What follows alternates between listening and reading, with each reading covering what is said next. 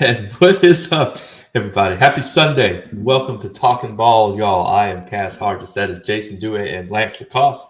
And we are here. We're glad you are here to recap week 7. And what a week it was. Going through and previewing week 7 on last Tuesday, we half jokingly said it was hard to find just 9 games. I think we ended at 12. And did they live up to the billing? But what a weekend. I know, Lance, you were able to call the Warren Eastern Holy Cross game. Jason, you had a big week for you and your family, so congratulations. Thank you. I hope all is well with y'all. So now we get you for about an hour tonight to kind of get your mind back right. Y'all get to steal me for an hour. There we go. We got you. Big weekend to do a household, but congrats to you and your family. Let's just get into it. We started Tuesday night's preview show talking about District 2 5A, and we highlighted the Washita-West Monroe game as well as the Ruston Devil game, and I don't think either one could have delivered any more than what they did. Washita goes to West Monroe. West Monroe wins 39-25. Final score a bit deceiving. This was a wild game with one of the more crazy plays that we're going to see during the season. I would think. I'll touch on that round, and then we'll hit to the big points of the game. But in the fourth quarter, Washita has a 1-point lead. They're driving. I think there was like 6 or 7 minutes left. They throw a pick six. West Monroe picks it off, returns it to the end zone for a touchdown. There was a flag thrown. The referee ran into a fan on the field coming off the sideline. The flag was thrown. And not only did they wipe the touchdown off the board, they gave the football back to Washita Parish. Once that happened, Coach DeMichael Dizer, obviously not too pleased with that, ends up getting ejected from the game for arguing. West Monroe ends up going on to win the game on the legs of Christian Ponte. That guy is, for obvious reasons, I think we can call him Tommy Banks Light. But, man, what a ball game up in West Monroe. One other note, and this is I heard this listening to some recaps on the radio. Washita's only beat West Monroe 2 times in their entire series that they played. So this would have been a huge win for Washita. Nonetheless, West Monroe gets a victory 39-25. Seems like a pretty clean football game outside of some pretty crazy plays. But, I mean, the moments of the game now I'm looking for from a coaching standpoint, just about every great coach out there talks about the 4x4, the last 4 minutes of the first half, first 4 minutes of that second half, such a crucial moment of the game that often goes overlooked. And so right at the end of the first half, Cade Gilliott throws a touchdown, gives West Monroe a 14-7 lead, come out from the second half. Ponte, like you talked about, Tommy Banks Light goes down and he gets in the end zone, and so takes a the old Madden double score, right? They go up 21-7, and you look at the end of it, that you end up with a 14-point deficit if you're Washita. So I think that was a crucial part of that football game. When you're a good football team like West Monroe is proving, it just seems like they're winning the situational football from week to week, and that's what it takes to beat some great opponents like Washita. I had a little bit of time, so I got to watch a lot more games than usual this week. So I did get to watch this game, and a big thing to keep in mind is when you talk about that touchdown at the end of the first half, man, Jordan Coleman, the guy I talked about before the season, made a snag. Went up and just an incredible catch in the end zone, but really momentum played a lot in this game. It seemed like it swung in Washita Parish's favor at a few moments.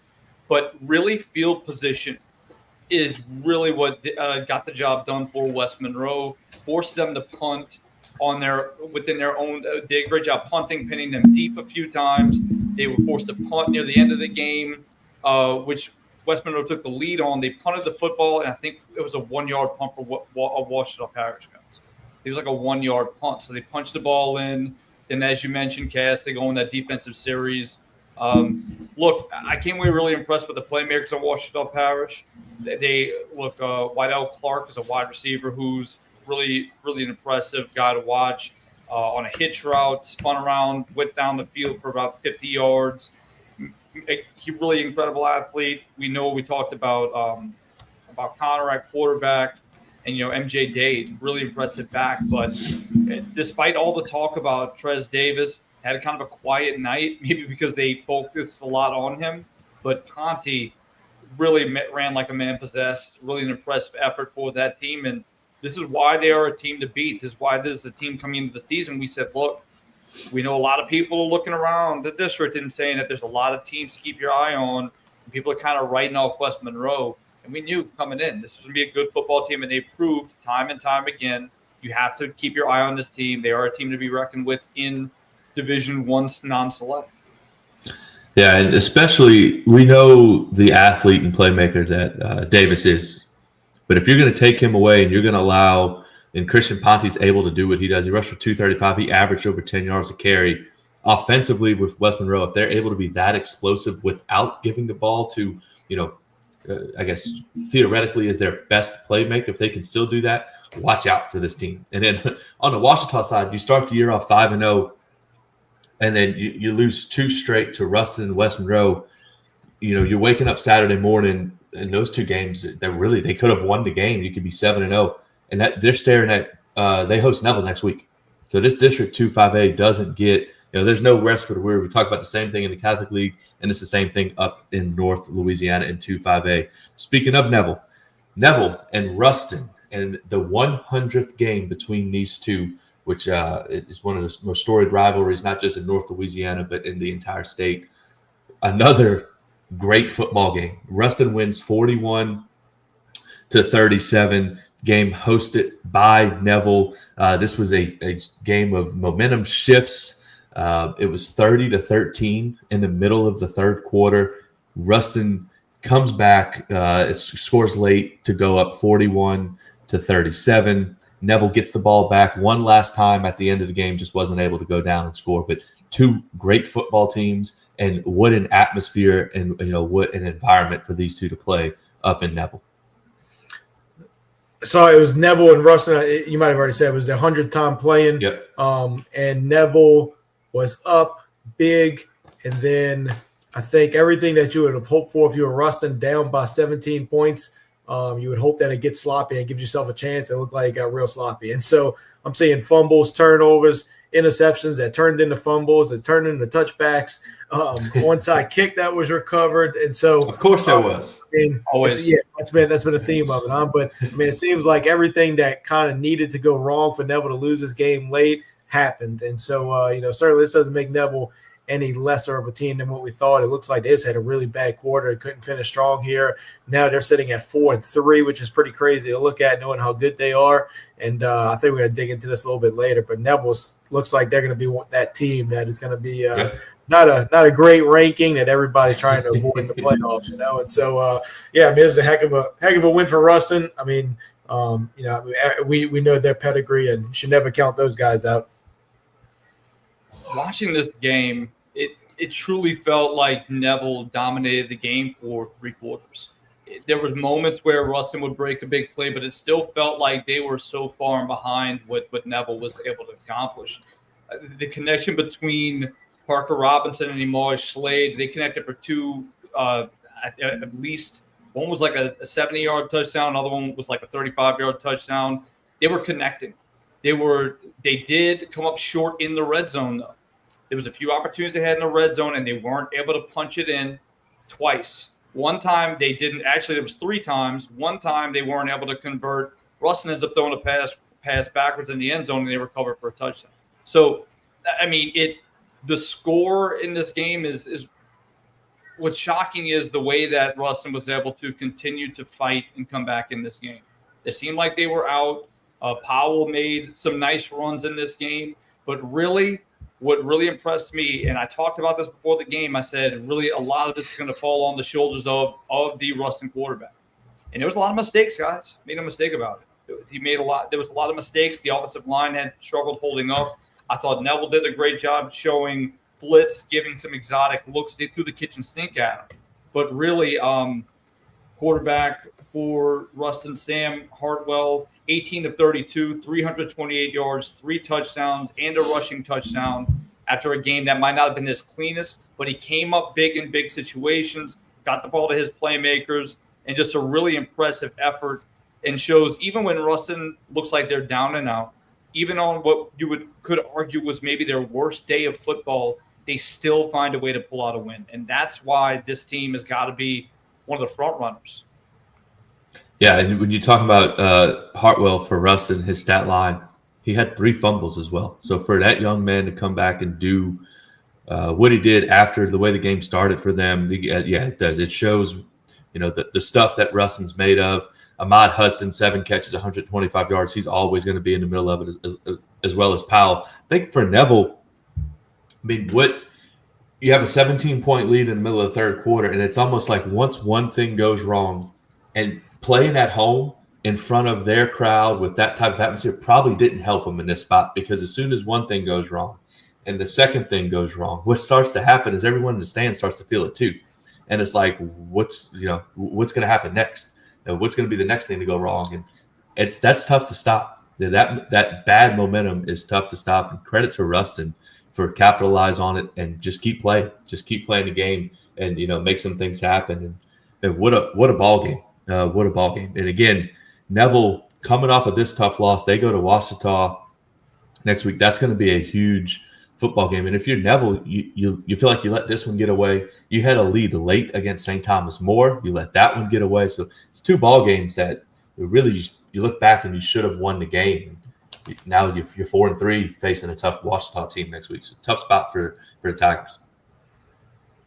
Speaking of atmospheres, environments, great football, and rivalries, holy cow, East Ascension and St. Amant. East Ascension wins 49-48. St. Amant scores with 2 seconds left. A young man that we highlighted on Tuesday, Cooper Babin, a trigger man for that Gator offense, scores to make it 49-48. And, of course, you go for 2 in the win. And they run a throwback, and they just weren't able to complete it. And they lose 49-48 to EA. But, man, what a night. We thought this game would be close, exciting, and something weird would happen. That's kind of exactly what happened. These offenses, again, led by Cooper Babin for St. Amant, East Ascension junior receiver Jeremiah Merriweather, 6 catches, 161 yards. He had 3 touchdowns. He also ran for a touchdown. What a football game this was down in St. Amant. There's so many great finishes and great games this weekend, but this one, if I had to pick one, this had to be the best one for so many reasons. I saw some videos and pictures of the atmosphere. This had to be the best atmosphere on the weekend. I mean, it was just incredible. It looked like just a packed house. And we always talk about those schools in that area. It just feels like what high school football is supposed to look like. And so great atmosphere, great rivalry. For it to end the way it did makes it even that much sweeter. Things to point out, J.J. LaBeouf, the backup quarterback for EA, he played in place. So for EA to put up 49 points with a backup quarterback says everything you want to know about Coach Brock Mathern and Coach Chaponche, the offense coordinator out there. And so huge win, just finding a way to win, not using the quarterback situation as an excuse here, right? I mean, they found a way to still put up 49 points and needed every single one of them. And hey, he completed 9 passes for 218 yards. Yeah, like that's insane. It's crazy. Yeah, and to that point, when you have a guy out, somebody needs to step up. And it looks like Jeremiah Merriweather was that guy. He stepped up, scored 4 total touchdowns. And so he was catching passes, and there's a lot of yak involved. Yep. Guys, what's crazy is a week ago we were talking about how they looked off against Prairieville.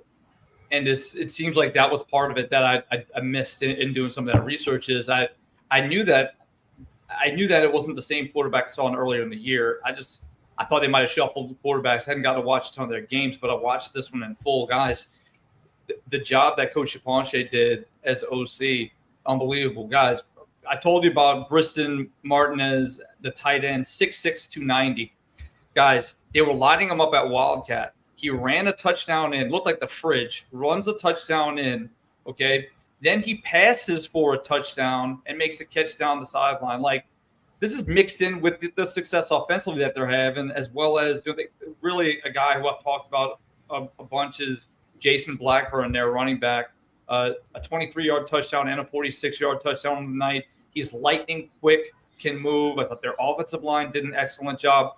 On the other side, Santa Monica moved the football. They did really well. They went down 2 scores to start the second half, and it was to their detriment. That really ended up being what kind of cost them trying to play catch-up in the second half. But a really fun football game to watch, a lot of offense, a lot of fireworks going to the pit. I've gotten to play in both environments at Spartan Stadium and at the Pit. Two really fun environments to play in and to watch football games. And Coach Broadmonturn's first win in the rivalry out in that area. Yeah, and you're right. Lance said it. This does that area of that district. It feels like that's like, the prototypical high school football Friday nights. And this rivalry, the win by EA actually ties the rivalry up at 23 apiece, which all great rivalries need both teams to win. Going, I don't know if we're going to talk about them later, so I'll mention them now. But back to that Prairieville team, Jason, they've won 3 in a row. Yeah. I don't know. They've won. So that may turn into some more rivalry going on down there in that part of the state. Listen. So to win that game, okay, we don't have that one listed. That's why we're talking about it now. But to win that game, they had to make a stop on the goal line against a Live Oak team that's been really impressive offensively. Only gave up 28 points to them. So this Prairieville team is going to be a team we're going to be talking about in the near future, but really has done incredible work in the next 2 weeks. And this is a wide open district, guys. We're going to talk about some more games in that district later on. Yep. No, it's a fun district to cover.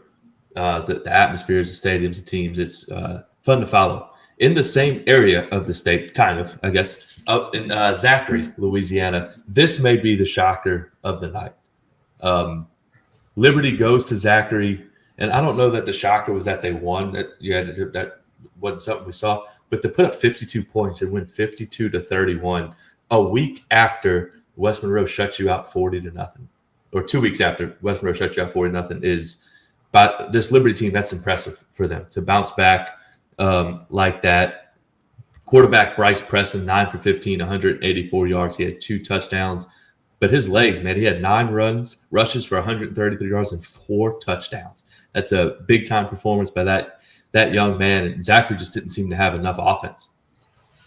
It was maybe 3 games that really stuck out to me as like pretty surprising this weekend, and this was probably number 1. And I say that really out of respect to Zachary. If there's one program that I feel like I always know exactly what I'm going to get and see, it's the Zachary program. And I say that because I've been out there and seen how they build from the ground up all the way down to their junior high program. I know, Cash, you're a big 8th grade football coach. Have you ever seen the Zachary? Have you ever seen the Zachary Elite Junior High program? Have you ever seen that? Yes, I've seen. Well, I think Curtis might have played. Somebody played them, and I saw a little bit of it. But yeah, what they do with their community, it's insane. Yeah, it's insane. It's so impressive. But and so to see just everything from their junior high program to the strength and conditioning department and all, it's like this is a machine out there. Yep. And so for Liberty to pull this off, especially late in the game where it's a close game, and so it felt like early in the game, all right, Liberty's giving them a run for their money, but certainly Zachary will pull away late. It turned into the opposite where Liberty was the one that pulled away late. And so, yeah, I now want to know more about this Liberty football team all of a sudden because they don't have a great record. But this is one of the most craziest wins I've seen, and they did it in dominant fashion down the stretch. And a catchphrase of mine, I got to watch this one, at least this week. Of course. But listen, guys, but what's crazy about this game is Liberty threw a ton of different looks at them. They were going 9 down linemen. They were going empty with quads to one side. They were running the football at will. And to credit, look, Zayden Foster is a back that's one of the top 3 or 4 backs in the state in terms of yardage. He ran for over 300 yards in this game. So we're talking about the quarterback and wide receiver play, but this guy was the bell cow back, really had an incredible game.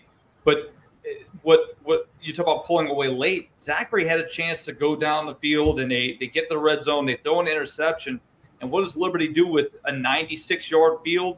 They go in the 3-minute drive down the field, 96 yards, and cap off the game to end at 52 points. I was really impressed. Zachary it seemed like they struggled to adjust, guys. They were putting 6 on the line, trying to find a way to counter it. But we know the more you guys you put on the line, once you break that initial line, you got a ton of room to run. And I thought Foster did an excellent job. The offensive line held up. The RPOs were called at the perfect time. But this is a Liberty team. If you guys watch every episode, I talked about them a few weeks ago and said they are better than what their record shows. And this week, really making a statement win against one of the elite programs in the state. Yeah, and I misspoke earlier. I said they lost to Western Refuge. It was Catholic of Baton Rouge that they lost to. Yeah. But they also have a loss to Salmon and a loss to Lutcher, and it's a Lutcher team that's been not the typical Lutcher team. But it's obvious that this team has talent if they can do this to Zachary. I would like to add, Lance, this one's for you here, though. Did you see what Zachary wore? Oh, I could have guessed it. Baby blue. They had to be baby blue. Baby blue jerseys. Baby blue jerseys. It was a brand new look. It was brand new look. They had a white helmet, baby blue jersey, red pants. I added that note just for Lance. Yep. I knew he would love that. That's sad. Baby I feel bad for those kids. Yeah, they should have known it before the They game. got set up for failure there. Guys, if y'all need to know, contact Lance before, and then you'll be good to go. You'll know exactly what not to wear. No baby blue. Well, you can't wear baby blue. There's no like North Carolina. No chance of being any good. Well, they got a myriad of problems. I don't think the baby blue is the only thing they got going on there. I think that's where it starts. Well, I guess you're right. Oh, that's funny. When I saw that, I was like, "Yep, they got to do it. Got to do it." I feel like we're 3-4 games in, and all of these games have been down to the wire. Just wild finishes. And we talked about this one on Tuesday. It ended this way last year. It did it again this year. But St. Charles hosting Legacy School of Sport and Science from Texas. St. Charles wins 35-31. They score with 18 seconds left. My man Skylar Edwards has a 4-yard touchdown run for the win. They got the ball with a little under 8 minutes left in the fourth quarter and go on a 13-play, 72-yard drive to go win the game against an extremely talented school, Legacy School of Sport and Science out of Texas. So I dug in a little bit to find out a little bit more about this Legacy School of Sports and Science, and what I've learned is that they are built to be a powerhouse in athletics. Yep. They are loaded with money. I don't know where the money comes from, but they have a ton of money. That's why they've already been to Louisiana twice. And so I'm just pointing that out to make sure it's understood that this is a unbelievable victory for St. Charles Catholic. Legacy has a quarterback, 5-star quarterback. I don't know if I'm saying it right, but Kelsey and Henderson going to Houston. He looked like a 5-star quarterback. He's beautiful back there in the pocket, pretty athletic as well. Throws a great ball, of course. And so this is an extremely impressive win by St. Charles Catholic. But how did they do it? They did it with turnovers, and they did it with special teams like they tend to do. And so really impressive work by Coach Stein. Not that we're super shocked, because this is what they do out there at St. Charles Catholic. But they found a way to win, and this is a really good football team that they beat. St. Charles more than a football team, big program. Yeah, look, St. Charles was stagnant offensively for the entire night. When you look at the numbers, it was they were outgained. It was 500 to 150. It was 505 to 172 was the total yards against them. Henderson is a guy who even heard an interview with Coach Wayne Stein after the game, and he said that's the best athlete he's ever coached against, best athlete he's ever had to defend. Now, think about the list of guys he's had to coach against. That includes Joe McKnight. That includes Elijah McGuire, who had a field day with this defense years ago when he played from Vanderbilt Catholic. So for that statement to be made says something. Look, they had 14 points in the first half, guys. And one came from a pick six from Dax Prejean, and then it was they returned a kick for a touchdown. Also, Dax Prejean. Dax Prejean, yeah. Yeah. Look, Legacy School had to do a double pass at the end of the first half to score as time expired to take the lead. St. Charles pushed this team to the limit, and this just goes to show they just find a way to win. We talk about program wins, talk about resiliency, and we talked about that coming into this game. And they've just dug deep and found a way to pull it off. And really impressive win for the St. Charles team. Yeah, and that's just what they do. And that's what they've always done under Coach Monica and now Coach Wayne Stein. Down in the New Orleans area, big one in District 9 5A in the Catholic League. This one was actually played on Saturday night at Joe Yenny. St. Aug with a 26-3 victory over Rummel. And before we get into it, Lance, Rummel wore red jerseys. So your theory may be off a little bit, or St. Aug might just be that good. And I think it's probably more of that. This St. Aug team, their only blemish is to Carr in a game which was extremely competitive. Still shocking to see this score with the way Rummel has been playing as of late, really all year, but especially as of late. But again, we thought the matchup would be the Rummel defensive backs matching up well with the St. Aug offense and the receivers. They just proved to be too much. Although Vashawn Coulon, he only threw for 161 yards. He used his leg to score 2 touchdowns. He also threw for 2 touchdowns. But Miguel Whitley had 8 catches, not big yardage-wise, only 56 yards, was able to find the end zone. A game that just kind of got away from Rummel just a little bit. So the game started almost exactly the way I talked about, thinking and hoping that it would start if you wanted Rummel to win. And so, but I already talked about this, the 4x4. So at the end of the first half, it's so important to finish the first half strong. And I've been on both sides of it, where you're talking about 16, 17, 18-year-old kids, you go into that locker room, with a lead or behind or a big play that gives you the lead or puts you behind. It's a whole different energy, whole different confidence that you talk about when you go into that locker room. And so that it feels like that's where the game went wrong for Rummel. Rummel muffed the punt late in the first half, didn't finish the half strong. Coulon comes out or goes down the field, gets some points right before halftime. St. Aug goes in with a 7-3 lead at halftime, never looked back.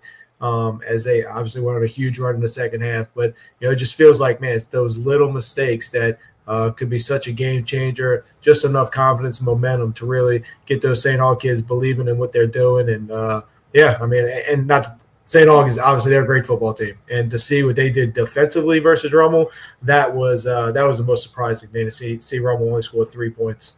Yeah.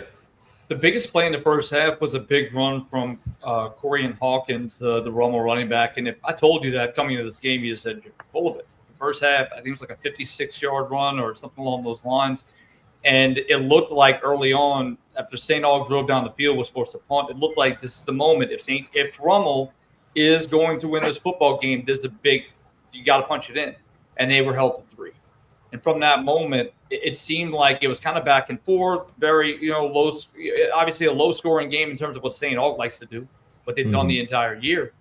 But really, it felt like the game was kind of in the balance for a large part until that short field. Guys, St. Aug didn't – they had to score on short fields a few times. They had to find a way to – they struggled to move the ball the full length of the field. Now, of course, they came up with plays. Of course, you're going to have Miguel Whitley come up with a catch because that's what he does. Of course, Coulon is going to make plays with his feet and his arm because they got guys all around him. But what really impressed me is we talked about this coming in. The question was, can St. Aug win in these kind of grinded out games? And I talked about the St. Aug defense being underrated. They proved it. Like they really nullified anything offensively Rummel was trying to do. And when your offense isn't staying on the field and you're going as a high-powered offense like St. Aug, you're going to get gassed. And eventually that's what happened. But hats off to the St. Aug team who continues to find ways to win double digits, even against what Lance was saying was maybe arguably the hottest team in Louisiana at the moment. So this is a big win for them. A revenge game from last year in overtime. This is a really impressive win for the St. Aug team.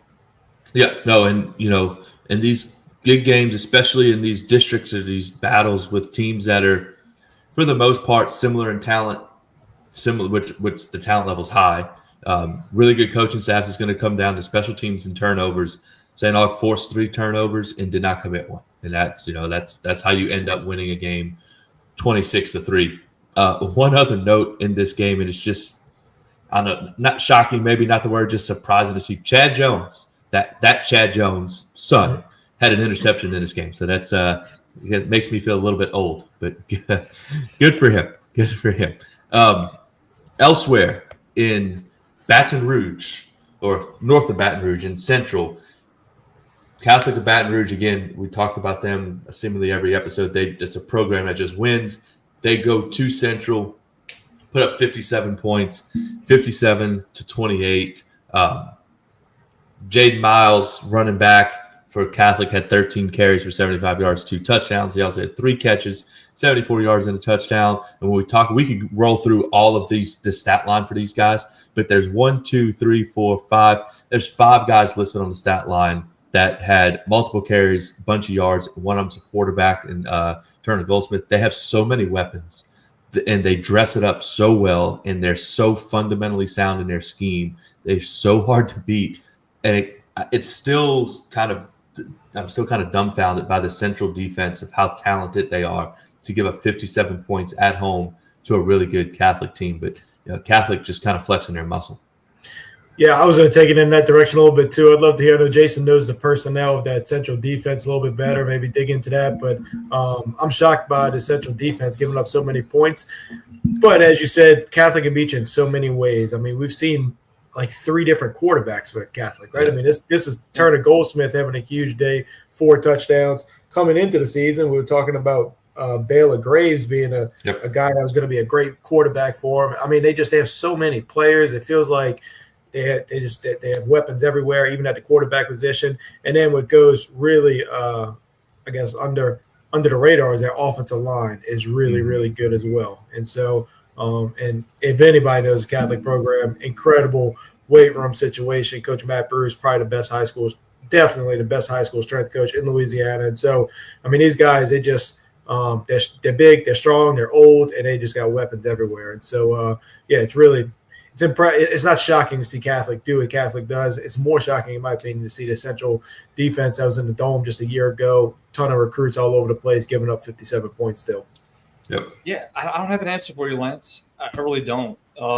It's surprising to me, too. I will say if Catholic is so versatile, and I continue to say it week in and week out, but the way that they can throw out any formation. They can go empty. They can go 4 wide. They can go 11. It doesn't matter what they want to come out in. They just execute. They're fundamentally sound. They execute really well on offense. Their defense has just playmakers all over the field. Harrison Kidder is a guy I haven't even really talked about a ton. Yeah. He's like a really underrated guy who can go make plays along with, of course you got Bradford, who is just a freak of nature at safety. Talked about Jaden Vessel. But this Catholic defense has been smothering. But guys, I mean, Catholic goes in and goes up 19-0. What can you really do at that point? And look, I will say Central fought back and made it a game. But it's really difficult to go down by 19 points to this football team and find your way out of it. Well, in this particular matchup, Central, what was the last time Central beat them? Was how long ago? We talked about that. It was like 2012. 2012. Yeah. So when you show up and immediately go down 19-0, there's no doubt in my mind that it was here we go again. It was just here we go again. And yes, they did come back and make it close, but it's one of those things where like if on Central side, you had to be the team that went up 19-0.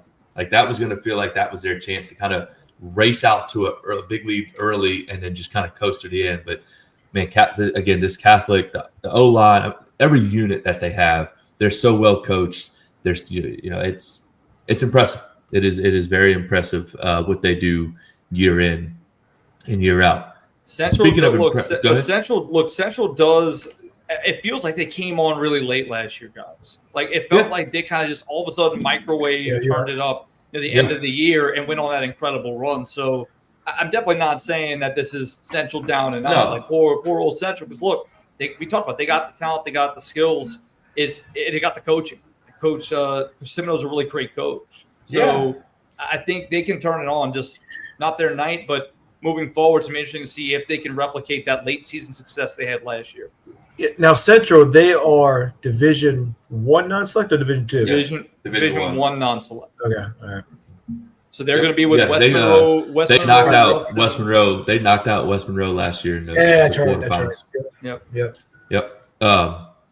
Speaking of teams and programs that are impressive, over in this game actually took place in Crowley. Notre Dame hosted Lafayette Christian. This was one we highlighted, and Lafayette Christian kind of took care of this one pretty early. But this is such an impressive performance by this team to go on the road and beat Notre Dame 41-7. We noted that LCA has beaten now 4 of the 5 teams that beat them last year. Notre Dame beat LCA last year in the regular season. before LCA beat them in the playoffs, but they did lose to them in the regular season.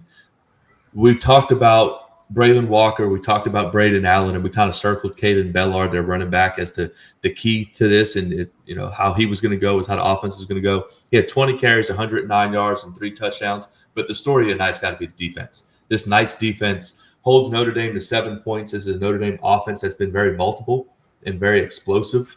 They've averaged 35 points a game. LCA holds them to 7. Bellard rushes for 100 plus.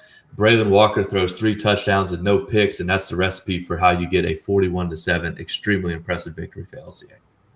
Yeah, and it's really 2 weeks in a row, right? I mean, it's so easy to look at this LCA offense. They've done it all year, but yeah, this LCA defense is becoming just as big of a story where, I mean, if you can't score and then you got Braylon Walker on the other side you're trying to hold down, there's no way you beat this football team, And so, I mean, I think this whole thing just goes to the strength of schedule that LCA has played. They're getting into the district now when even the best teams in that district are just no match for them because of what they've already seen Rommel and they've seen Shaw and they've seen so many good teams that this is a walk in the park for these guys. It's really impressive.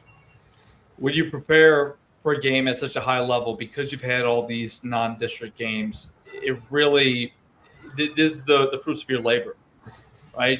They're finally reaping the rewards of what they sowed at the beginning of the year, and still getting to that schedule with only 1 loss up to this point. It is really remarkable. And it was an uncharacteristic game, but guys, talking about defense, Luke Green, UL commit, 10 tackles, 2 forced fumbles, and a sack on the game. And also Jamison Marzell, 13 tackles and 1 sack on the game.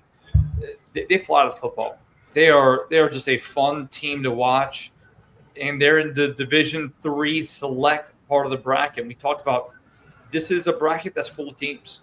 They've got some really competitive teams in that bracket. I know Calvary's in that bracket as well.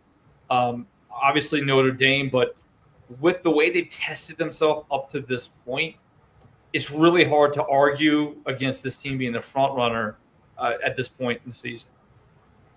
Yeah, I think I said it last week, and it's not like we're in the season isn't young anymore. Like, we played 7 weeks, and through 7 weeks, they might be the most impressive team in the state. When you think about the numbers that they're 6-1, but when you think about the numbers that they have going up against these teams, and outside of one, just awful night on the West Bank, they've been clean. It's been efficient. We can use all those words in the world, but I don't think it does it any justice. It's just how good this team has been and how good they are. So hats off to Coach Matt Stanford down there at LCA.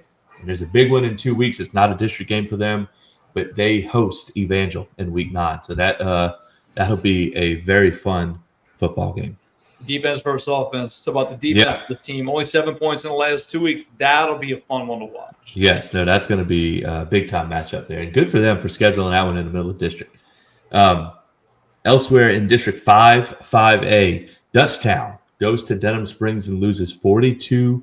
Dutchtown, a team that came into the week as the district leader. Denham Springs quarterback Dejan Gulman, 14 of 20 passing for 229 yards and 3 touchdowns. That's great if that's all you do, but that's not all he did. He also ran the ball 11 times for 87 yards and scored a touchdown. They can get those kind of numbers from that position. Tough to stop, but this is a very impressive win for Denham Springs. The Denham Springs team, we mentioned them before, but they have over 40 seniors. This is a program, Coach Beard, that's kind of been building up and trending this way. Very impressive for this Denham Springs team. Let's point out, too, that Dejan Goldmine's throwing to his twin brother, Deshaun Goldmine, who caught 2 touchdowns from him. So that's pretty awesome. But, I was really excited to see this one. I'm a kind of a closet fan of Denham Springs, Coach Brett Beard. He's a big weight room guy. He's got a great strength coach and Coach Joe Ryan. And so I know a lot about these guys. Very old team, 40-plus seniors on the team, big physical group. And so I think they are an underrated 5-2 football team that could get into the playoffs and really make some noise. We talk about all the time they're they have a great home field advantage, and they've played in some big environments as well. So, you've got to figure this is a team that is, again, they're back in a race for the district hunt as far as winning a district championship, and then they will be very battle tested wherever they need to go or whoever comes to them in the playoffs as well. Denham Springs in that capital region kind of gets overlooked on the amount that they love their football team. They have a beautiful facility. They do a great job. I follow their media team online, covering the events and all of it. It's really just speaks to the community support for this program. But Brenton Paul, a guy we didn't talk about as well, he ran exceptionally well too, guys. He's been averaging 150, 175. I think he ran for like two. Let me see, what did he run for this game? It was I don't have the number, but I know it was at least like 150. I remember like 250 the week before. He's been all over the field. But they scored a touchdown to start this game, came with an onside kick, got it, and they went up 14-0. And when this team gets cooking offensively, they're really hard to stop. Guys, Dutchtown is a team that's felt like they've kind of run 5-5-8 for a minute. It feels like they've kind of been in control of that district. This is a wide open district, and it is so fun to see Denham Springs in the hunt. They lost to East Ascension, who goes to Santa Maria and wins a game on the road, having to deal with the pit, them running through the Big Gator, big rivalry matchup, right? Prairieville, with only one district loss at the moment, who's really come onto the scene. I think this is one of the most exciting districts in the state, that because everybody talks about the Catholic League, or because everybody talks about 2-5-8, kind of goes a little bit under the radar. But, man, there's some really good football being played here, and I can't wait to follow this as it continues to move along. And that Gator is awesome, by the way. Have you seen that? That is awesome. It is cool, man. Look, if you can't get excited about this kind of stuff, and you're talking high school football, like what do you get excited about, man? Like that's what makes it awesome. That's what makes it so much fun. It's awesome. This district kind of personifies all that is just great about Louisiana high school football, and they're all competitive. It's fun. And you're right. You got a team like Prairieville, who's such a young program. They have one district loss. It's crazy. It's crazy. But if you're the Gators, you got to have a big Gator tunnel. And that's the only way. What else do you do? You got to. But again, look, Prairieville, guys, what a story, man. And again, we don't have anything pulled up for them because we didn't plan on talking about them. But year 2, and they're in the hunt for this district title. Skylar Kelly is a guy offensively running the football. He's like according to some stat finding online, like he's like top 15 rushing in the state. He's a quarterback. So I just think it's really one of the most fun, unexpected. You don't know what is going to happen next week districts in the entire state. Yep, no doubt. We go from the St. Amant Gators running out of the Gator down to the Parish. The high-flying Owls defeated North Shore 23-20. Chalmette kicks a 37-yard field goal with roughly 30 seconds left to go up by 3. North Shore returned the subsequent kickoff to about midfield, and they were able to get off a 42-yard field goal attempt as time expired. They missed it. Chalmette wins the game 23-20. Chalmette takes a 10-0 lead early. They were leading 10-0 at halftime. North Shore comes back and makes it a ball game late in the game. Look, Chalmette's 5-2. This is their first district game. They're now 1-0 in district. This North Shore team, man, we came in with maybe no expectations for them, and they, although in the loss, extremely impressive for them. So this North Shore program maybe kind of on the rise a little bit, but big win in the way that it was won for Chalmette.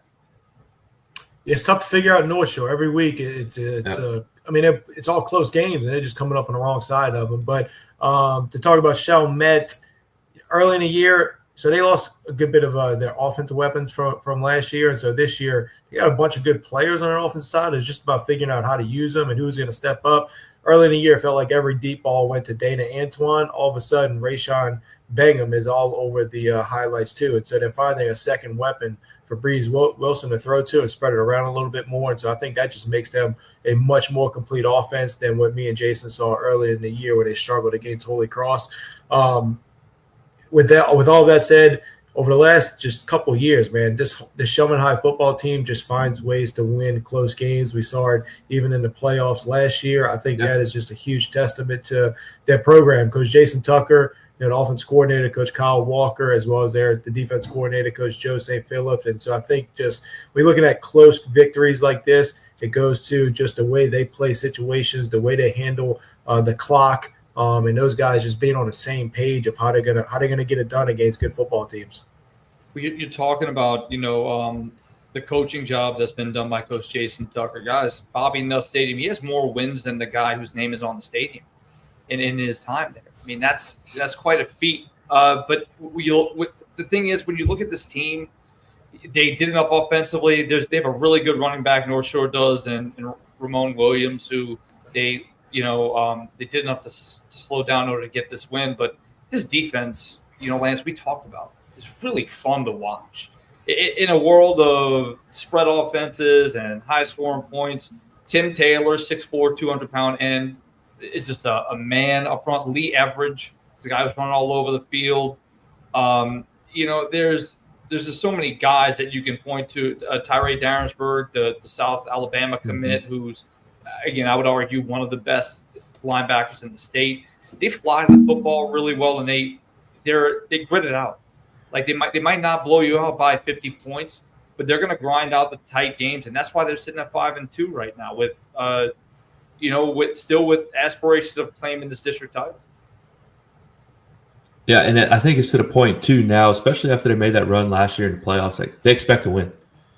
So this is good for them. It's fun to watch, and I may be a little bit biased. Lance, you may be a little bit biased as well when we talk about the Owls, but it's good. It's good for the parish. It's good for those guys. They're doing a great job, and I hope to see them make another deep run in the playoffs. That'd be fun to follow. Not far from the parish in Slidell, Pope John Paul and North Lake Christian got in a 9-2A. It's a big-time matchup. May just decide the district championship. North Lake Christian wins 14-0.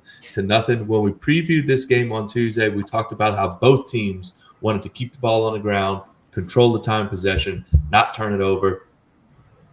To that point, North Lake Christian rushed for 250 total yards, rushed for 207. Pope John Paul was held to 189 rushing total yards, but rushed for 153 yards. So not much of yardage by way of passing the football.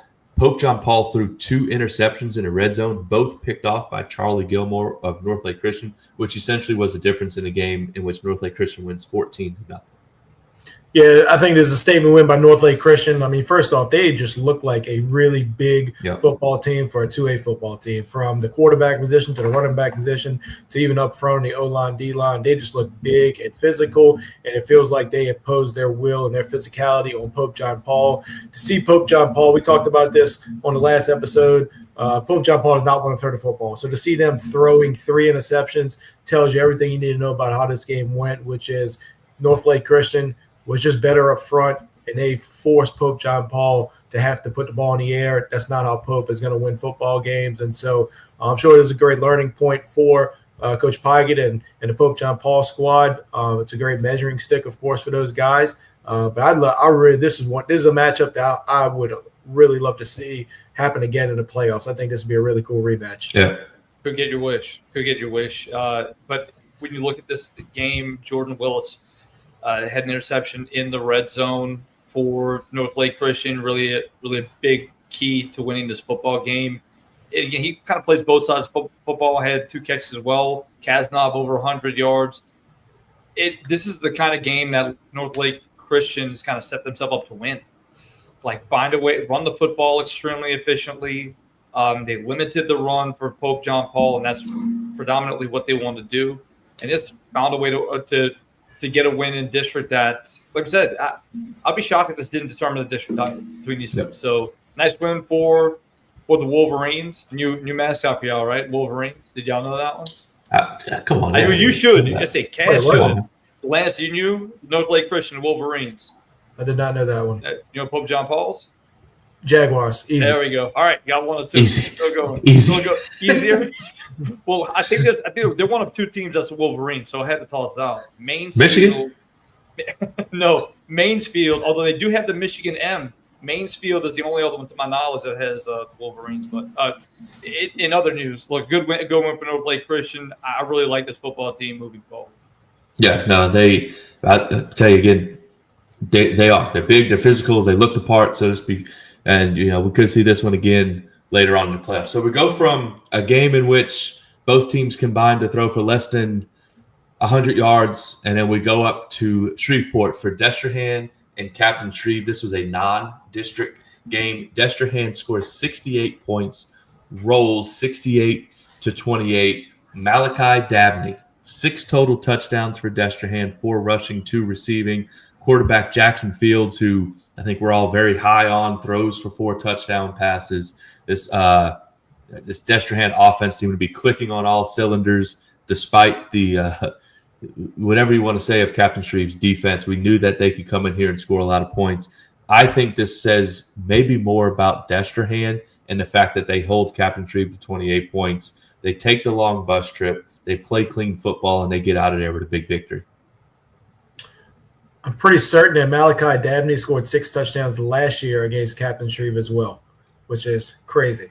Not many people can say he scored 12 touchdowns in a career. He scored 12 touchdowns against the same opponent in 2 games. So, I mean, like in some ways, this game kind of went as expected, I think. Yeah. I think Captain Shreve hasn't really stopped anybody. And so this is probably one of the best offenses. I would say definitely one of the best offenses in Louisiana. So to see them go up there, I mean, if there was any concern, it would be, can they travel 5 hours and do it? But they did it.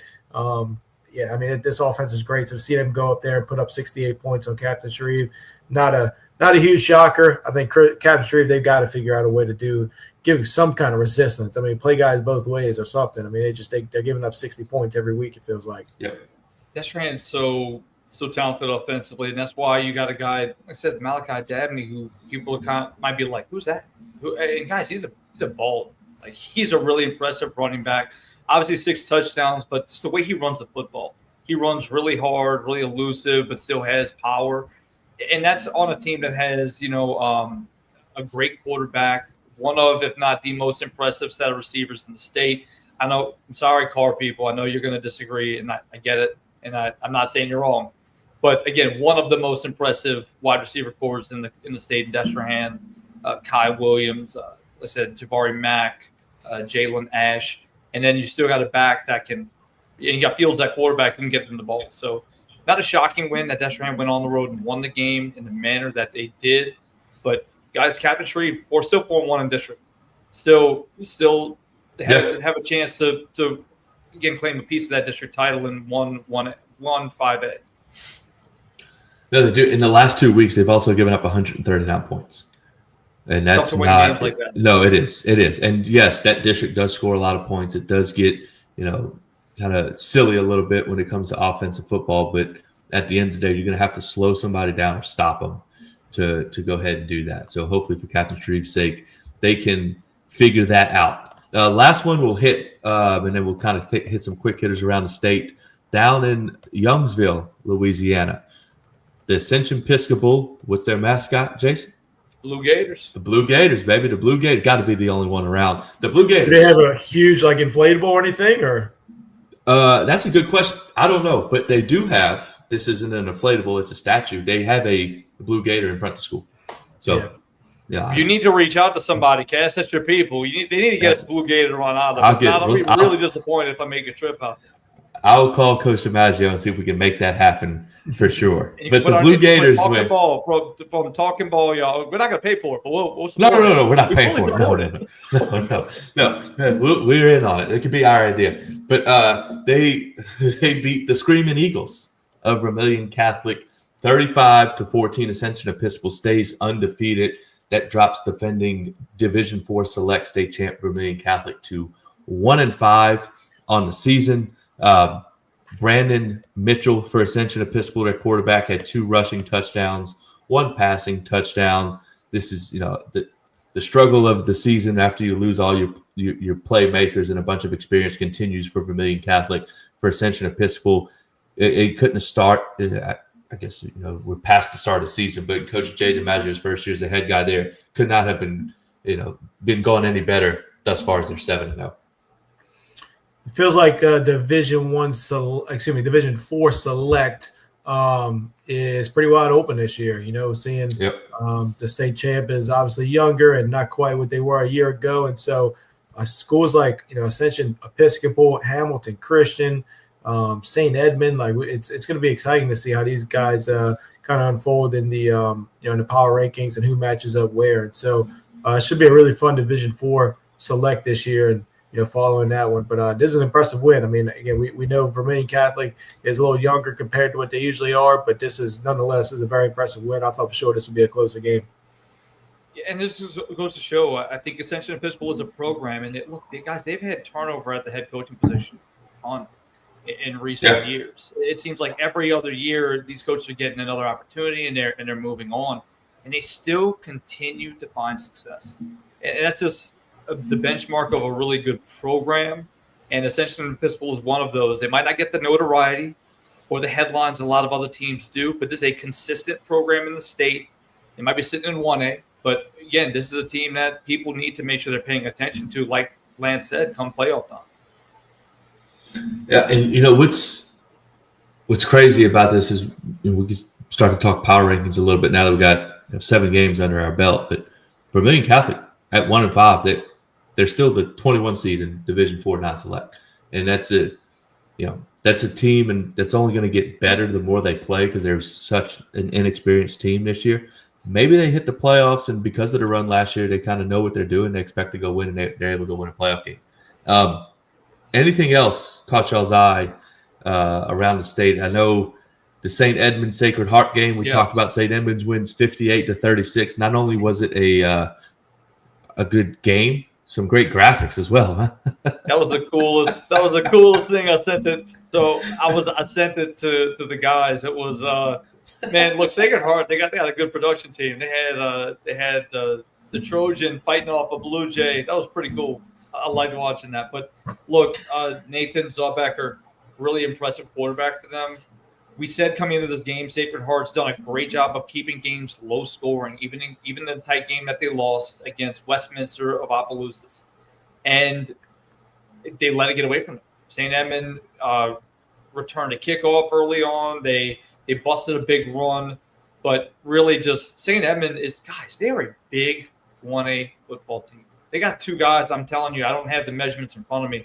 Looked like they were at least 6'4", 6'5", pushing 300, 320, 350. This is a team in St. Edmund that they're going to catch somebody. Like they have a pretty good opportunity to make a run this year. And it wouldn't shock me if you saw them in the dome.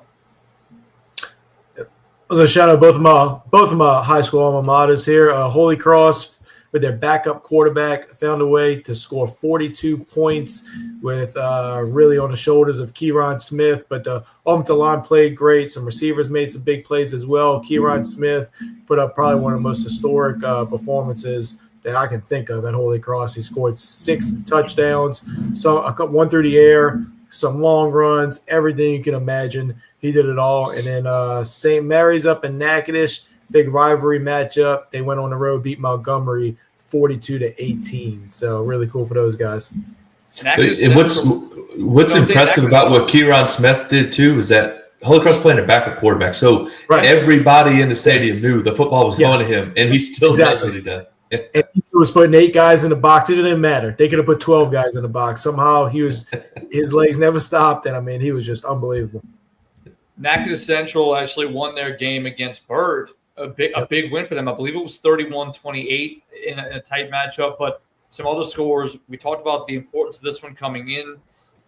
Elton, even though they're Division IV non-select, this is a big game. And Hamilton Christian beat them 28-21. Hamilton Christian, a really impressive team. Javon Vital, really an impressive athlete for that team. But even with Elton, Macklin Lemoyne still broke for I think it was 280 in that game in 3 touchdowns. Sitting in that big I formation. I really like Elton moving forward in that Division IV. They're a fun team to watch. Do a little bit different on offense. I like it. Look. Sometimes when everybody is zigging, you want to zag. If everybody's going to go spread, empty, whatever they're going to do, go big or go split veer, right? Go something different, a different look. And I really think that's moving forward. I'm interested to see them. But our Dragons going all the road at Oak Grove to win 42-28. That's impressive. I tried to watch it. The stream was taken offline, so I didn't get a chance to. But on paper, this is a really impressive win for Mangum. The team that's felt like they've been so close so many times. maybe feeling like this is their opportunity, feeling themselves moving forward, even though they're, to Lance's point last week, even though Mangum is in 2A, they still play Division 4.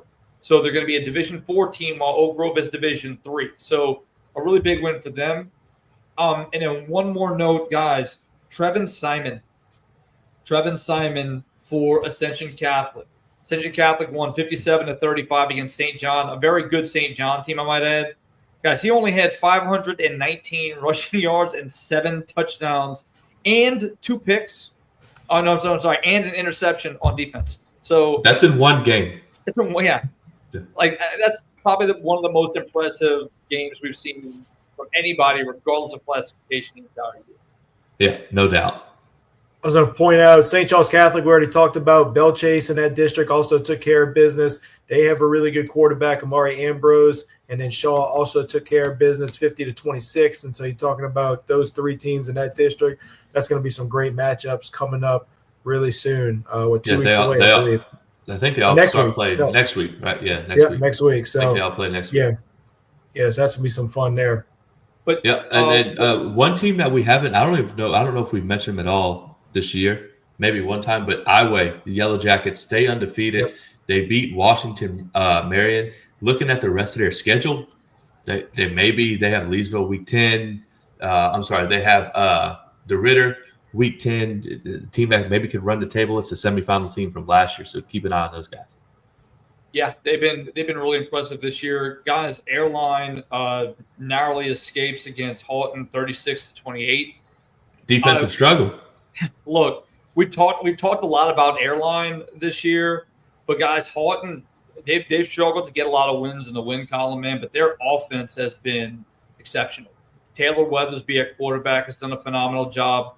Brandon Craig at wide receivers put up big numbers. And then you also have another guy at receiver who's Ethan Johnson, who's, again, setting school records, guys. All these guys are setting up massive numbers offensively. If they can piece together enough defense, and if they get into the playoffs, I think they could pose a threat to somebody. In 5A, this 3-5A, Acadiana wins big again. They've won now 4 in a row after losing their first 3 games. They have Southside next week, then Sam Houston. If they can get by those 2, that sets up a Week 10 matchup with Karen Crow, which could be, for the district championship, and then those 2 teams could also kind of kickstart their runs to the playoffs. They lost to Southside, I believe, the last few times. Right? At the very least, they did last year, so that'll be a really fun to see. And they both run same type of offense. So this is Southside team that hadn't lost since week 1 in Notre Dame. So that'll be a good one. Yep. The other one that really surprised me this weekend was Hammond beating Mandeville 2017. Yeah. Mandeville came off a big win versus Covington and then loses to Hammond. So it just goes back to, this North Shore. It's like it's really hard to figure out who's good, who's not good. And maybe they're all pretty good, but it's like nobody is really, turning themselves into the top dog out there on that side of the lake. That's so impressive for Hammond too. We can get to some more North Shore games as well. But last week we had the Hammond St. Paul's debacle on whatever. St. Paul's just runs them out the building. Yep. And last year, same thing happened, and it turned into a free for all for Hammond. So really good to see that program or the team get back on its feet and get a big win. Guys, we've talked about the North Shore Covington. As Covington comes out with a 28-7 win over Slidell. Now, and this is, look, they win the game. That's okay. Hey, Slidell's been one of the best offenses in the state. They put up tons of numbers the entire year. So for them to be held to 7 points, maybe this is the wake-up call that Covington needed after losing to Mandeville. But again, this is a Covington team that in that North Shore that we talk about, like, you don't know what to make out of any team in any given week. It's been insanity over there. It could have been Covington's all gold uniforms. Those were sick. But that might have been the difference. We were going to go there. No, that's right. They did look good, and I like to see. I love it because if your colors are going to be navy and gold, like wear gold. Like there's certain teams that they say their colors are gold, but the gold is yellow. You can say it. I'm not going to say it. I'm not going to say it. But if you're going to be gold, wear gold. And Covington went, hey, we're all gold for sure. And Hammond, we don't know. Did we know when Hammond wore, Lance? Were they in? I didn't see that. I'm not sure. They were at home. So they might have got, gone with some purple. I'm going to tell you, their black helmet, I'm sorry, their purple helmet, purple jersey, black pants is a good look, though. I don't know if they wore that one, but that's a nice look. They got purple and black are nice colors, man. It is. It's good color. Speaking of colors, I saw a color scheme this weekend at the game I was at.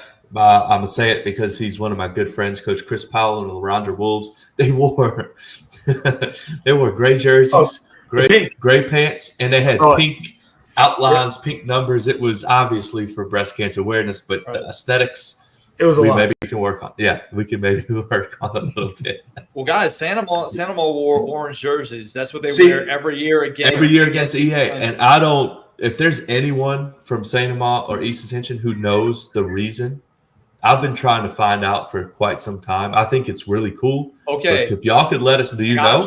I got you. All right. So this start. Got Lance too. So look, at least to my notes, I think it was like since 2014 they started doing this because the big thing was East Ascension would wear camouflage like we're hunting the gators, and as the kind of a jab, Santa Monica said, "All right, well we'll wear orange." I love it. I don't love the jersey. I don't love the jersey. I love the concept. No. I love the concept. Yeah. But it was still probably one of the most exciting finishes of the night. I like it. Orange jersey's not for me, but I do love the idea. But yes, guys, Carr 41-0 on Jesuit gave up less than 100 yards offensively. That's insane. Well, how about I mean, with Carr, it's crazy. Jason, I was just going to point out that Jesuit turns around and plays Curtis next week too. Yeah, that's tough. But I was talking to a Jesuit coach over the weekend who also believes Carr is the best football team in the history of Louisiana. So yeah, look, we had a discussion with a guy, Kevin Fayard, a few weeks ago, and they kind of I appreciate they kind of pushed back on my statement. They said, well, what about some of the Curtis teams? And I said, look, I didn't get to cover them as much, to be fair, but this Carr team is just top to bottom, man. Really, there's no weakness. There is no weakness on this team, guys. It's really going to be tough for somebody to beat them. Yeah, well, and those Curtis people have something. They could have something to say about it. They play in 2 weeks, and they may as well.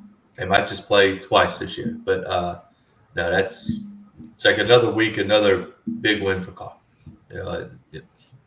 It's crazy. Guys, Vanderbilt Catholic, an unbeaten team as well, out in the Bayou area, 41-9 win on Ellender. I think Vanderbilt Catholic, again, another team under second-year head coach, really doing a nice job this season of stringing wins together. E.D. White had a big win as well. That goes. I think that's a perfect example of a team that is another one very, very battle tested. You know, I mean, they started 0-3 because they played Holy Cross Jesuit, Hawnville. Here they are now. You know, and their district play is easy compared to what they're used to seeing. Yeah, no doubt about it. They beat Lutcher. They beat Lutcher. That's right. They had Lutcher this week. No doubt. Well, they're good.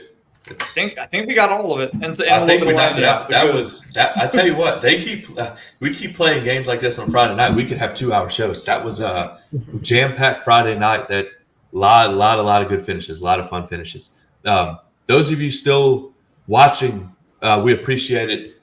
You'll follow us on social media, our X account, subscribe to our YouTube account. You can watch live. You can watch on demand. You can also find us on VSN. Yeah, share it. Put it out there. Please. Spread the word. This has been a whole lot of fun. It feels like we're just getting started. Now, we got 3 weeks of the regular season left before we jump into the playoffs.